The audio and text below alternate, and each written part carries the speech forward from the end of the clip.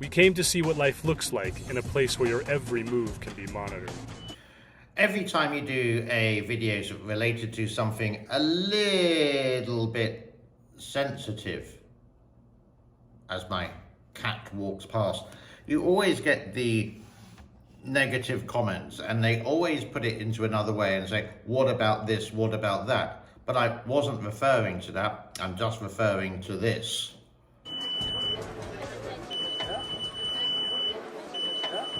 To be in Xinjiang means being checked every day, multiple times a day. When you go to a market, when you drive a car, when you take a train, even your smartphone is checked. A warm welcome to Reports on Real China. Today is Thursday, the 6th of April 2023. Now, the president of the country of Taiwan did go and visit some of her friends in Central America and the Caribbean and went back to Los Angeles to meet this guy. Between House Speaker Kevin McCarthy and Taiwanese President Tsai Ing-wen, what the two vow to do as China threatens to retaliate.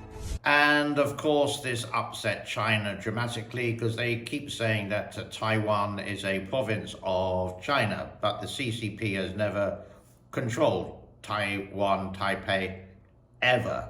And it's one of the most freest democracies in the world. I think they're a little bit jealous. People in Taiwan, basically, they just want the status quo back, to have their own country back with none of the politics there in the headlines. But it seems to, because of Xi Jinping, just upset them in that way. And a lot of media comes out from China saying all the politics related to it. Can we just go back to normal and where everything happened? Taiwan doesn't want to be part of China because, well, China lies, the government lies. Look at Hong Kong is a prime example. I know I said it time and time again like a broken record, but hey, the evidence is there that China basically lies, and no shill in the world can actually deny that. They can manipulate it, they can misdirect you in some way of thinking. Just let it be, is there? Because when these things happen, then these things happen.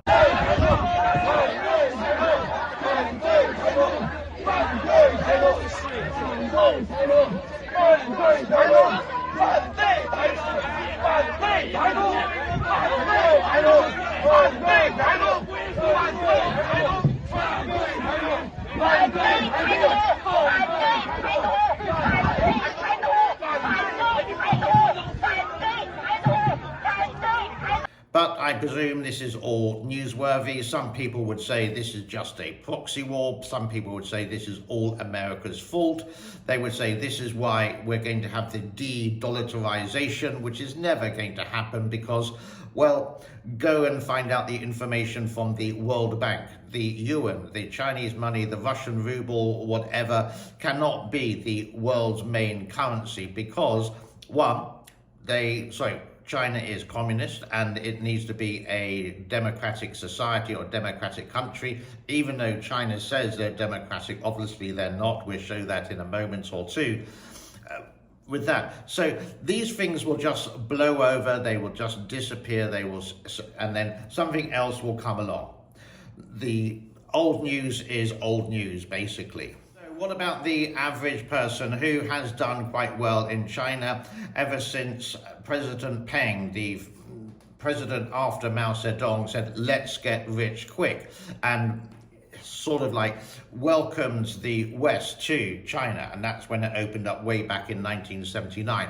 Really nothing much happened to the year 2000, etc. with that. But now, because people have got rich and the Chinese government want to get their dirty hands on this money, many big companies have decided to leave and go to Vietnam. So for example, you go to work on Friday, everything's happy, you're expecting your paycheck on Monday, and what's happened? The boss has left. Why? Either because he doesn't want to pay the money to the government and they're taking over his company and could just leave a deserted factory like this. Being a little bit more light-hearted, I found this on Twitter a couple of days ago and I couldn't really make head or tail of it. And what I wanted to say was, are the car companies getting quite desperate? Or is it just some kind of different advertising? Here is Volkswagen. Now, Volkswagen, let me explain. They have the Chinese Volkswagen that you'd have in the taxis, and you would have the German Volkswagen. The Chinese one would cost, let's say, 20,000, but the German one would cost you 30,000 American dollars. But here is some of their behind the scenes of their advertising campaign. Strange.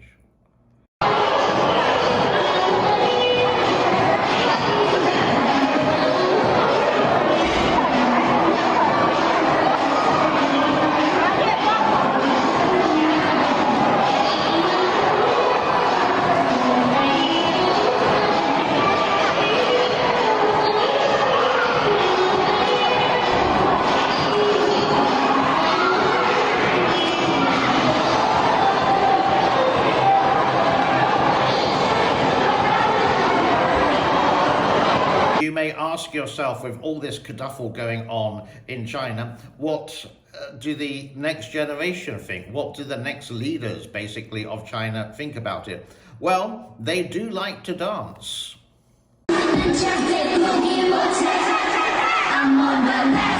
A Pizza Hut, Kentucky Fried Chicken, and a Pizza Hut, McDonald's.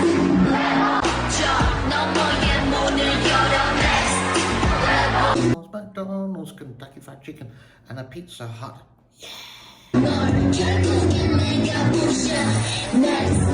One more item to go on the list for today. This is well, I'm not too sure, to be really honest, but let's say this is an American-born Chinese giving her point of view about TikTok, Douyin. You know the whole story, that is TikTok spying on 150 million people in China, and the servers, etc., are in Singapore, but it's owned by a company called ByteDance in Beijing.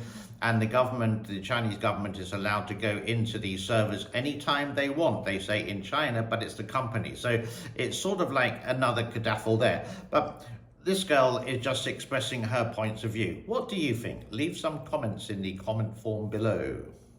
Someone explain to me why every Chinese trend gets rebranded as Korean or Japanese. Okay, so I know this video is a little bit old, but I do think it's a good moment to bring it back, given all the xenophobia and specifically sinophobia we've been seeing as a result of the TikTok ban going through Congress this last week. A lot of people who originally stitched this video talked about the soft power that countries like Japan and Korea have due to their cultural influence and the fact that the US isn't so afraid of them because of that. I totally agree. But something that I haven't really seen talked about that I do think is worth bringing up is maybe the US is not afraid of countries like Japan and Korea because they have effectively demilitarized them and they don't see them as a threat, unlike China. Not a lot of people know this, but after World War II, the US actually forced Japan to give up the military. And to this day, Japan is expected to rely on the US for any military assistance they might ever need. The US also still has a crazy strong presence in Korea with over 28,000 soldiers stationed there even today. Now, something a little bit more exciting. A little bit later today or tomorrow is this on my channel.